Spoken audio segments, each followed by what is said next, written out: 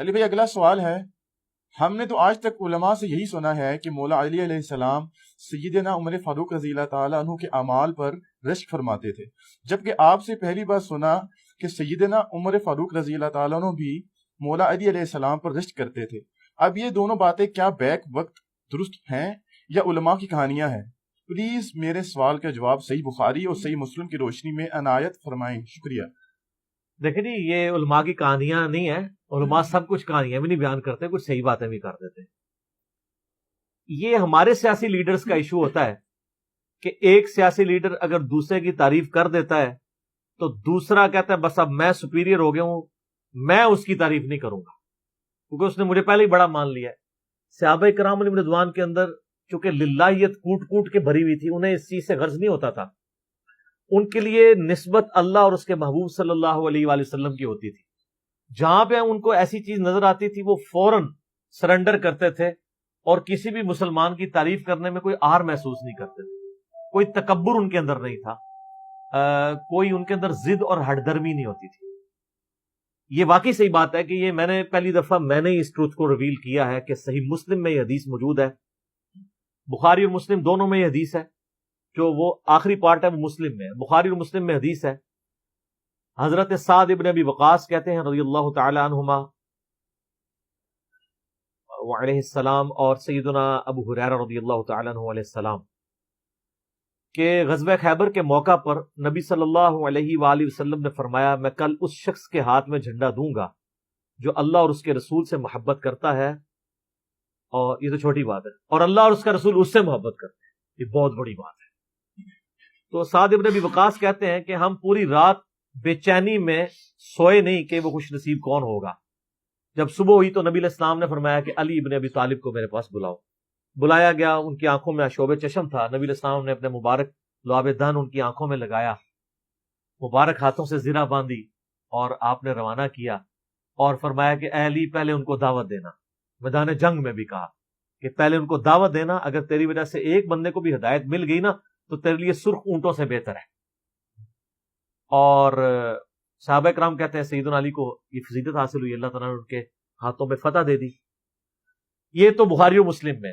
مسلم شریف میں آگے الفاظ ہیں کہ سیدنا ابو ہریرہ کہتے ہیں کہ حضرت عمر فاروق رضی اللہ تعالیٰ عنہ مجھ سے کہا کرتے تھے کہ مجھے اپنی زندگی میں کبھی بھی نبی علیہ السلام کی طرف سے عمارت کا شوق پیدا نہیں ہوا، یعنی وہ کہتے تھے میری ایک یعنی زندگی میں جو عمارت والا معاملہ ہے میں اس سے دور ہی بھاگتا ہوں۔ آپ کو پتا ہے نا حضرت ابوبکر کا بھی جب یہ مشورہ شروع کیا تو حضرت عمر نے سب سے پہلے کہا کہ جی مجھے تو آپ معافی رکھیں، باقیوں میں سے کوئی مشورہ کر لے، میں جو بھی مسلمان راضی ہو جائیں گے۔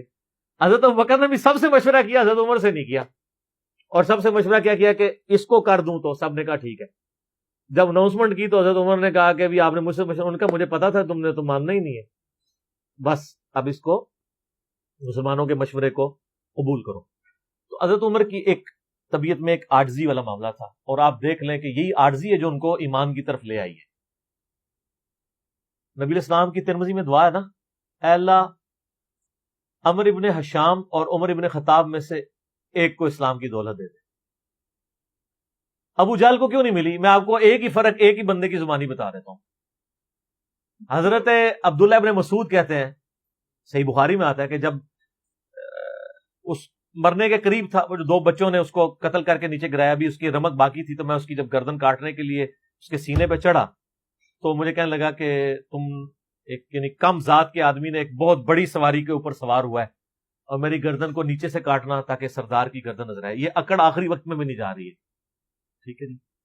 اور دوسری طرف آپ حضرت عمر فاروق رضی اللہ تعالیٰ عنہ کو دیکھیں کہ بلال حبشی کو کہہ رہے ہیں، صحیح بخاری میں حدیث ہے کہ ابوبکر ہمارے سید ہیں جنہوں نے ہمارے سید بلال کو آزاد کروایا۔ عرب کے بنو عدی کا سردار ایک حبشی کو، یہ آپ امیجن ہی نہیں کر سکتے آج کہ خاندانی وہاں پہ نظام، قریش تو اپنے برابر کسی کو سمجھتے نہیں تھے، سیدنا بلال کہہ رہے ہیں۔ اور ایک دفعہ جب ابو جہل پٹائی کر رہا تھا عبداللہ ابن مسعود کی، دھکا مار کے چلا گیا۔ یہ سب کچھ عمر سیریز میں فلمایا قطر والوں نے۔ تو وہ اب وہ نیچے گرے پڑے ہوئے ہیں، حضرت عمر وہاں سے گزر رہے ہوتے ہیں، ابھی اسلام نہیں قبول کیا، تو وہ ہاتھ پکڑ کے اسے اٹھاتے ہیں۔ تو عبداللہ بن مسعود کی زبان سے نکل جاتا ہے کہ واللہ تم ان دونوں میں سے بہتر ہو. تو یعنی جو نبی علیہ السلام نے 2 مانگے ہیں نا، ان میں سے تم بہتر ہو، یعنی عاجزی ہے. یعنی ہے کافروں کی پارٹی میں اور میرے ساتھ بھی اس نے سلوک کر رہے ہو، اور وہی ہوا، اللہ تعالیٰ نے ان کو قبول کر لیا. تو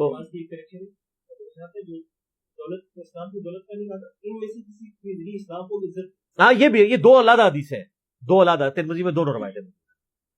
اچھا اب آپ دیکھیں کہ سیدنا عمر فاروق رضی اللہ تعالیٰ عنہ کہتے ہیں، حضرت ابو ہریرہ کہتے ہیں مسلم شریف کی اس حدیث میں کہ حضرت عمر مجھے کہا کرتے تھے مجھے پوری زندگی کبھی عمارت کا شوق نہیں ہوا سوائے اس دن کے کہ جس دن علی کو جھنڈا ملا. مجھے بھی خواہش تھی کہ کاش نبی علیہ السلام مجھے وہ جھنڈا دے.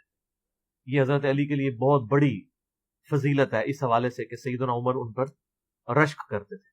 باقی ایک سنن کبریٰ البیہقی میں من گھڑت روایت ہے کہ حضرت عمر کہا کرتے تھے، وہ جو ایک بڑی مشہور بیان کر رہے ہوتے ہیں کہ جی وہ ستاروں کے برابر کس کی نیکی ہیں. حضرت عائشہ نے پوچھا ان کا بھی تیرے باپ کی ہیں، تو حضرت عمر کی ہیں، تو پوچھا کہ میرے باپ کی، ان کا بھی ان کی تو ایک نیکی جو ہے وہ غار ثور کی سب پہ بھاری ہے. اس حدیث کو شیخ البانی نے، شیخ زبیلی زئی صاحب نے، دونوں نے لکھا ہے یہ موضوع حدیث ہے، وضع کی گئی حدیث ہے، لیکن یہ ہمارے مسلمانوں کے بچے کو یاد ہے. جعلی حدیث ہے، ضعیف نہیں سر، گھڑی ہوئی حدیث ہے. اور جو مسلم شریف کی حدیث تھی وہ ہم نے آگے ایکسپلور کیا کہ حضرت عمر کہتے تھے مجھے علی پر رشک کہ مجھے وہ جھنڈا نہیں ملا اور علی کو ملا. دوسری طرف سیدنا علی بھی سیدنا عمر سے بڑی محبت کرتے تھے. ہاں، بخاری اور مسلم دونوں میں حدیث ہے، مشکات میں بھی آپ کو مل جائے گی 3 جلد میں، حضرت ابو بکر عمر کے فضائل کے چیپٹر میں. عبداللہ ابن عباس کہتے ہیں کہ سیدنا عمر کی میت رکھی ہوئی تھی اور لوگ ان کی میت پہ رو رہے تھے اور اپنے اپنے انداز میں ان کے اوپر سلام پیش کر رہے تھے کہ آپ کی وجہ سے اللہ نے اسلام کو اتنا عروج دیا، رومن اور پرشین امپائر گر گئی، یرموک اور قادسیہ میں اللہ نے مسلمانوں کو فتوحات دی. اور کہتے ہیں اتنے میں ایک شخص میرے پیچھے آگے کھڑا ہوا، کیونکہ میں بھی میت کے سامنے بیٹھا ہوا تھا، اس نے میرے کندھے کے اوپر آ کے یوں کونی رکھ لی اور اس نے سیدنا عمر کی میت کو مخاطب کر کے کہا کہ اللہ تجھ پہ رحم کرے اے عمر ابن خطاب. میں نے اللہ کے محبوب صلی اللہ علیہ وآلہ وسلم سے بارہا سنا تھا کہ میں ابو بکر اور عمر فلاں جگہ گئے، میں ابو بکر اور عمر داخل ہوئے، میں ابو بکر اور عمر نکلے. مجھے امید تھی کہ تم اپنے ان 2 ساتھیوں کے ساتھ جا کے ملو گے. کون سے 2 ساتھی؟ سیدنا ابو بکر اور سیدنا محمد رسول اللہ صلی اللہ علیہ وآلہ وسلم. اور اللہ کی قسم اس روئے ارض پہ تم وہ شخص تھے کہ مجھے خواہش ہے کہ میں تمہارے اعمال کے ساتھ اللہ کے حضور پیش ہوں. ظاہر ہے اتنا بڑا عروج سر، انسانی تاریخ کا سب سے بڑا ریولوشن نبی علیہ السلام کا، اس کی ایپیکس سیدنا عمر کے دور میں ہوئی ہے. اور یہ اللہ کا معجزہ ہے. نبی علیہ السلام کی مبارک زندگی میں انقلاب آتا نا تو اس طرح کے تو بہت لیڈر پہلے بھی آئے تھے جنہوں نے اپنی زندگیوں میں انقلاب لے کے آئے تھے. یہ معجزہ یہ تھا کہ وہ شخص دنیا سے چلا گیا، ہزاروں اس کے ماننے والے مرتد ہو گئے عرب قبائل، اور چند مخلص ساتھی ساتھ ہیں، اس کے باوجود اللہ نے رومن اور پرشین امپائر الٹوا دیے. کتنا بڑا معجزہ ہے. اگر نبی علیہ السلام اپنی مبارک زندگی میں کر جاتے، وہ تو اسکندر اعظم بھی کر گیا، بعد میں چنگیز خان نے بھی کیا، بڑے بڑے لیڈر آئے. یہ ڈفرنس ہے. ایک یہ ڈفرنس، اور دوسرا ڈفرنس یہ کہ نبی علیہ السلام نے اپنی وفات کے بعد 10 سال بعد، 20 سال بعد، 30 سال بعد، 50 سال بعد، ایون 500 1000 سال بعد ہونے والے واقعات کو بھی بیان فرما دیا کہ یہ ہوگا. آج تو ہم تاریخ میں دیکھ سکتے ہیں کہ وہ سب کچھ ہوا ہے. اگر آپ کو شوق ہو تو دلائل النبوہ امام بیہقی کی کتاب ہے، 3500 حدیث پہ، 5ویں صدی ہجری میں لکھی گئی ہے. اس میں 500 سال میں جو نبی علیہ السلام کی پروفیسیز پوری ہوئی ہیں نا، منوان اسی طریقے سے موجود ہے. بخاری مسلم میں جو حدیثیں ہیں تاتاریوں سے جنگوں والی، وہ اس وقت تک نہیں ہوئی تھی، حدیثیں تو پہلے سے موجود تھی. آج تو ہم ان کو بھی درست مان رہے ہیں. ٹھیک ہے، نبی علیہ السلام نے پریڈکشن کی تھی کہ عنقریب کیسر روم ختم ہوگا، قیامت تک کوئی کیسر نہیں ہوگا. بخاری مسلم کی حدیث ہے، اور دیکھ لیں قیامت تک کوئی کیسر نہیں ہوا. عنقریب پرشین امپائر ختم ہوگی اور قیامت تک کوئی کسرا نہیں ہوگا. آج دیکھ لیں 1400 سال ہو گئے ہیں، سر یہ اسی طریقے سے ہے کہ میں کہوں کہ ان قریب امریکہ اور رشیا ختم ہو جائیں گے ود ان فیو ایئرس، اور قیامت تک کبھی ان کو پاورز نہیں ملیں گی جو کہ ابھی پاور ہیں اور جن کی صدیوں سے چل رہی ہیں، اور وہ پھر پاور بھی ان لوگوں کے ہاتھوں ہوئی ہیں کہ جن کے پاس اسلحہ بھی نہیں تھا ان کے ساتھ لڑنے کے لیے، مین پاور بھی نہیں تھی ان کے لیول کی، الٹوا دی اللہ تعالیٰ نے۔ تو سیدنا علی نے کہا کہ یعنی ابن عباس کہتے ہیں کہ حضرت عمر فاروق رضی اللہ تعالیٰ عنہ کی میت پہ یعنی یہ کلام وہ جو شخص میرے یعنی کندھے پہ کونی رکھ کے کر رہا تھا نا، تو میں نے جب اس کو مڑ کے دیکھا تو وہ علی بن ابی طالب تھے جو سیدنا عمر کے بارے میں یہ کلمات کہہ رہے تھے۔ تو یعنی ان لوگوں کی للہیت تھی کہ وہ تعریف کیا کرتے تھے، کوئی آر محسوس نہیں کیا کرتے تھے۔ اور آپ دیکھیں سیدنا عمر کی بھی کتنی محبت تھی سیدنا علی سے کہ جب کبھی بھی فارن ٹور پہ جاتے تھے اپنی جگہ حضرت علی کو خلیفہ بنا کے جاتے تھے، کیونکہ نبی علیہ السلام جب تبوک پہ گئے تھے تو سیدنا علی کو چھوڑ کے گئے تھے، بخاری مسلم میں آتا ہے حضرت علی رو پڑے، پہلا اور آخری موقع تھا کہ جنگ میں نہیں گئے تھے، فرمایا تم اس پہ راضی نہیں ہو، تمہاری میرے ساتھ وہی نسبت ہے جو ہارون کی موسیٰ کے ساتھ، مگر میرے بعد کوئی نبی نہیں۔ تو حضرت عمر اس سنت پہ عمل کرتے تھے، جب بھی وہ جاتے تھے، جب بیت المقدس فتح ہوا چابیوں کے لیے انہوں نے بلایا، سیدنا علی کو اپنی جگہ چھوڑ کے گئے، اس سنت پہ عمل کیا کرتے تھے۔ اور یہ بات شیعہ کے ہاں بھی ملتی ہے۔ میری ایک شیعہ عالم کے ساتھ ایک دفعہ بحث ہوئی، 2011-12 کی بات ہے، تو مجھے کہنے لگے کہ حضرت عمر جو ہے نا حضرت علی کو خلیفہ بنانے میں مخلص نہیں تھے، اسی لیے انہوں نے 6 رکنی کمیٹی بنائی، ان کو چاہیے تھا ڈائریکٹ حضرت عمر حضرت علی کو نامزد کرتے۔ تو میں نے کہا اس کے پیچھے ریزن کیا ہے، وہ تو حضرت عمر نے خود بتائی ہے، بخاری مسلم دونوں میں حدیث ہے۔ ابن عمر کہتے ہیں جب حضرت عمر کو زخم لگا اور اب ہمیں یقین ہو گیا کہ وہ جانور نہیں ہوں گے، کھاتے تھے تو انتڑیاں کٹ چکی تھی، یہیں سے وہ سب کچھ نکل جاتا تھا، تو ہم نے عرض کیا کہ اپنا خلیفہ کسی کو نامزد کر دیں۔ تو انہوں نے کہا اگر میں اپنا خلیفہ کسی کو نامزد کرتا ہوں تو میں اس کی سنت پہ عمل کرتا ہوں جو مجھ سے بہتر ہے، ابو بکر، اور اگر میں نہیں کرتا تو میں اس کی سنت پہ عمل کروں گا جو ان سے بھی بہتر ہے، یعنی رسول اللہ صلی اللہ علیہ وسلم۔ ابن عمر کہتے ہیں جب میں نے حضرت عمر کی یہ بات سنی نا تو مجھے سمجھ آ گئی کہ اب حضرت عمر کسی کو نہیں بنائیں گے، کیونکہ وہ ہمیشہ ہر معاملے میں نبی علیہ السلام کی سنت کو پرائورٹی دیتے تھے، اور وہی ہوا کہ انہوں نے کہا کہ میں 6 رکنی کمیٹی بنا رہا ہوں، بخاری کے اور مسلم کے الفاظ ہیں کہ میں اپنے بعد اس امر خلافت میں ان 6 بندوں سے زیادہ کسی کو اہل نہیں سمجھتا جن سے رسول اللہ صلی اللہ علیہ وآلہ وسلم اپنی وفات تک راضی رہے، اور فرمایا علی، عثمان، طلحہ، زبیر، عبد الرحمن بن عوف، سعد ابن ابی وقاص۔ اچھا یہ کون ہے؟ عشرہ مبشرہ ہیں۔ عشرہ مبشرہ میں سے یہ 6 بندے باقی تھے اور ایک 7واں بھی تھا، اس کا نام اس لیے لیا کہ ان کا بہنوئی تھا، سعید ابن زید۔ وہ تو معاویہ کے دور میں جا کے فوت ہوئے ہیں نا، سعید ابن زید تو بہت بعد میں فوت ہوئے ہیں۔ اور اسی بخاری میں الفاظ ہیں کہ عبداللہ بن عمر کو مشورے میں ضرور شامل کرنا لیکن اس کو کوئی خلیفہ نہ چنے، اور کہا کہ سعد ابن ابی وقاص پہ اگر تم متفق ہو جاؤ تو اسے خلیفہ چن لینا، اور میری اس بات کو دلیل نہ بنانا کہ میں نے اسے معزول کیا تھا پرشین امپائر کی گورنری سے، کہیں ایسا نہ ہو کہ تم اس پہ متفق اور کہو کہ اس کو تو عمر نے اتارا ہوا تھا، این اتر رہن دو، اس 62 لگ گئی ہے۔ یہ 62 ہے ہی جعلی چیز ہے، اسلام میں کوئی 62 نہیں ہے۔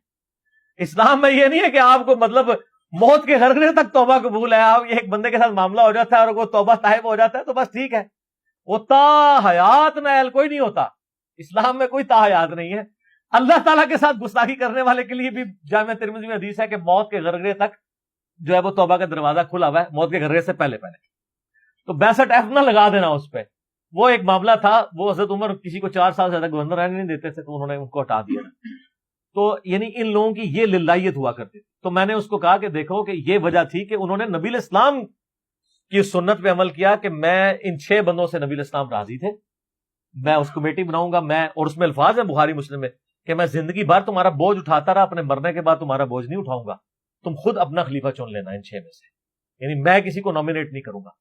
دوسرا میں نے اس شیعہ عالم سے یہ بات کی کہ حضرت عمر اتنے بڑے رسک کے اوپر تھے کہ جس نے پوری دنیا کو الٹ دیا ہے، اور وہ چند بندے لے کے رومن اور پرشین امپائر کا وزٹ کر رہا ہے، کوئی بھی قافلہ ان پہ حملہ کر کے ان کو شہید کر سکتا تھا، اور اگر خدا نہ خواستہ اس دوران وہ شہید ہو جاتے تو حضرت علی آٹومیٹکلی خلیفہ ہوتے کیونکہ ان کو چھوڑ کے گئے ہوئے تھے۔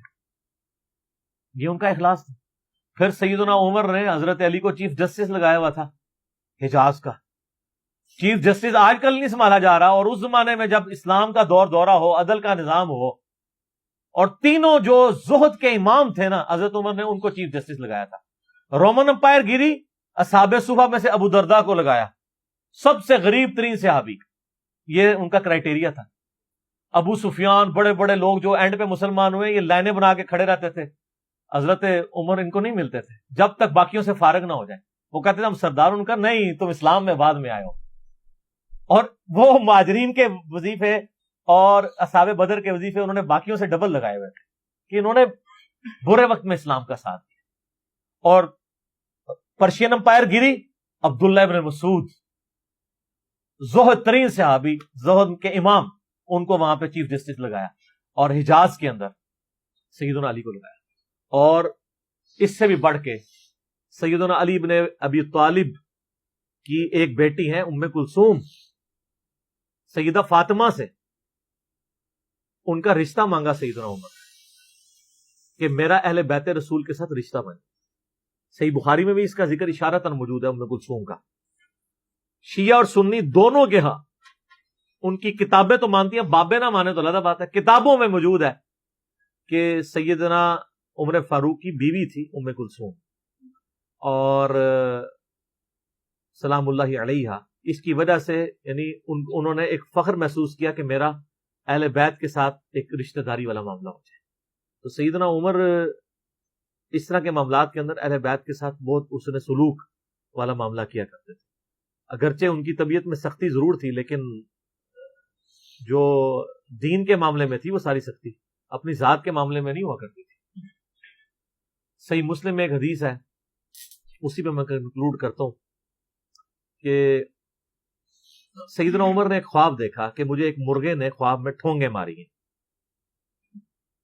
انہوں نے پھر اگلے دن خطبہ دیا.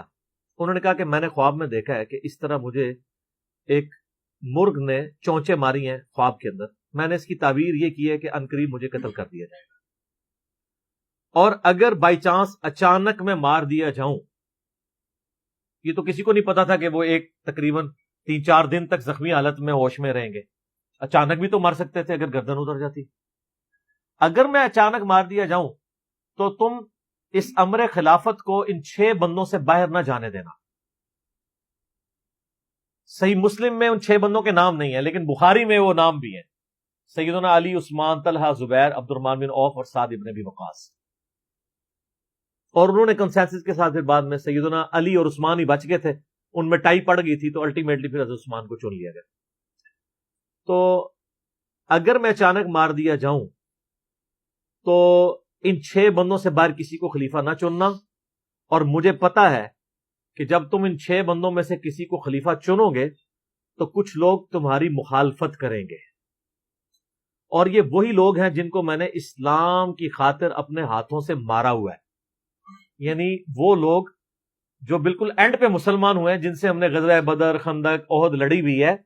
اب یہ اینڈ پہ مسلمان ہوئے ہیں، چونکہ وہاں پہ بھی انہوں نے حکمرانی دیکھی ہوئی ہے، تو یہاں پہ بھی ان کی خواہش یہ ہوگی کہ ان میں سے کسی کو خلیفہ چنا جائے. تو جب تم دیکھو کہ ایسے لوگ اس خلافت کے دشمن ہیں، ان 6 میں سے کسی بندے کی خلافت کے مخالفت کر رہے ہیں، تو تم سمجھ لینا کہ یہ لوگ اللہ کے دشمن، اور دوسرے الفاظ تو بڑے سخت ہیں، کافر ہیں. اب اس کی انجینئرنگ میں نہیں کرتا، وہ پھر کسی اور طرف بات چلی جائے گی. آپ میرا ریسرچ پیپر واقعہ کربلا کا حقیقی پس منظر 72 صحیح الاسناد احادیث کی روشنی میں، جس میں میں نے 200 روایتیں اکثر بخاری مسلم سے پیش کی ہیں، اس کے سٹارٹ میں نے حدیث لکھ کے پھر لکھا ہے کہ اب آئندہ صفحات میں آپ کو پتہ چلے گا کہ سیدنا عمر اسلام کا دشمن کن لوگوں کو سمجھتے تھے. اور یہی الفاظ صحیح بخاری میں عبداللہ بن عمر نے بھی استعمال کیے تھے. کس کے بارے میں کیے تھے وہ ہمارا ریسرچ پیپر. ٹھیک ہے جی.